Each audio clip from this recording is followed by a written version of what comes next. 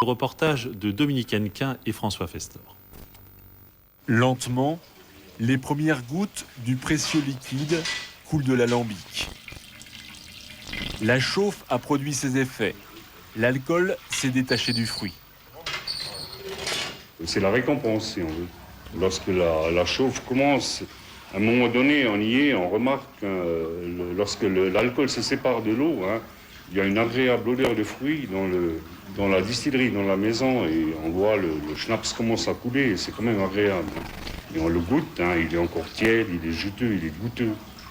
Pour les arboriculteurs de Guertin, la distillation est l'aboutissement d'une longue année d'efforts.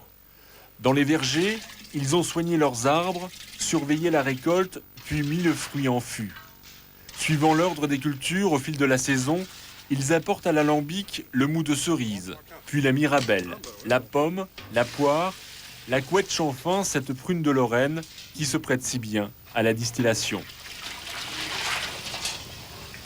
J'ai appris avec les anciens, et puis je fais comme eux, et puis c'est une question d'habitude. Il faut toujours avoir l'œil dessus, la façon dont ça sort, dont ça coule. Si ça coule trop fort, il faut réduire, sinon l'eau d'huile sera de mauvaise qualité. Pendant plus d'un mois, 400 producteurs locaux se relaient à la distillerie. On parle alambic, récolte et temps de cuite. On se raconte des histoires de la mine ou du village. On prend le temps. L'alcool, au fond, n'est pas le plus important. L'alcool, c'est un plaisir pour faire. C'est pour déguster.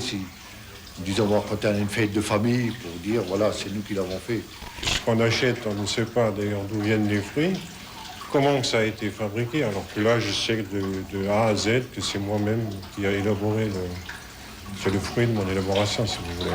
C'est moi qui ai fait tout le travail.